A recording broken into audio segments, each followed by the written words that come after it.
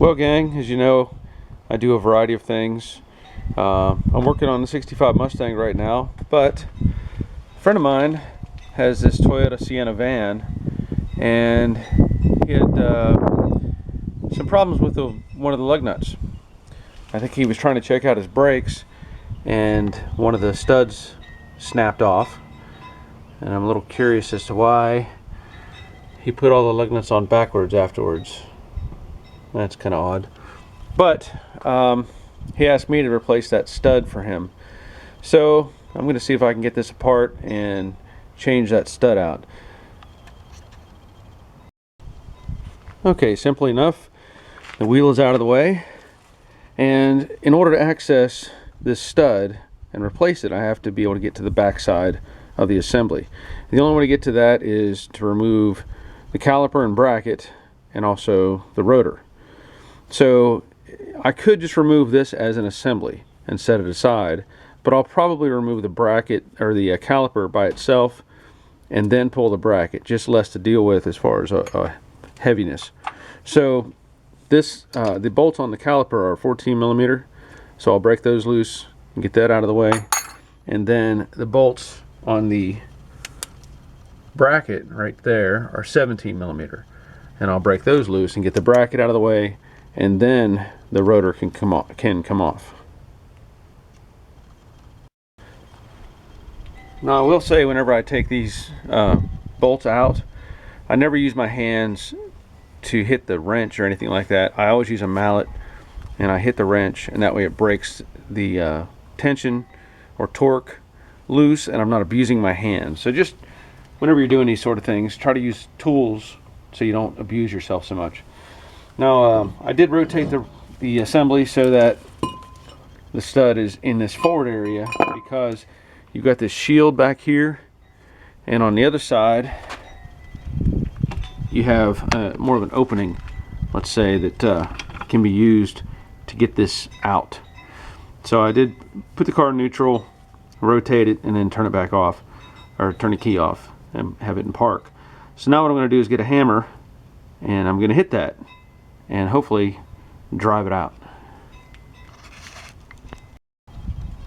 Well, let's see if this will work.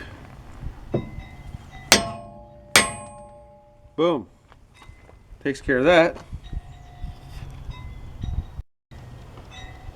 Well, upon further review, I determined that these other ones, I don't know if you can see it or not, but the threads are jacked up on these as well, and you can see a line kind of on there.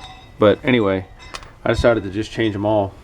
So I've got some new ones. These are from Dorman. They make a lot of parts and stuff, and all I'm going to do is put the stud in the hole, and you can use washers. I just happen to have this fairly thick spacer, and I'm going to add a washer there, and I'll take my new lug nut and I'm going to put it on backwards. And the reason for that is this is a nice flat surface right here, and that'll ride against the washer, and I'll put a ratchet on it, and it's going to turn on me because I don't have it in park. Give me just a second. Okay, I have it in park now, and there it's going to catch. All I'm going to do is gently pull that in to the hub, and you can check it and see how close it's getting.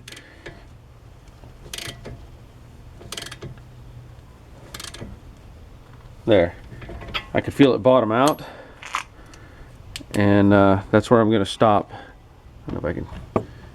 You can see it's fully seated, and then I'm just going to repeat that 5 more times, and that'll take care of replacing these studs.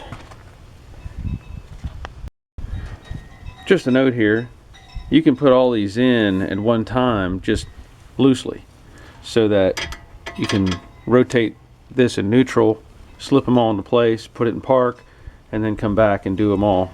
That way you're not sitting there going back and forth in and out of the vehicle. Just a note.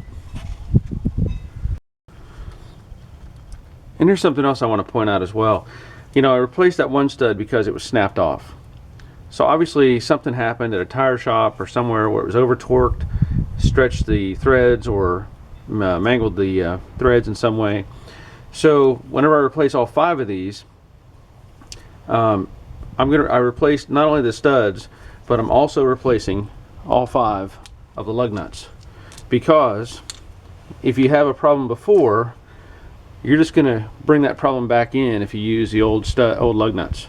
So get rid of those.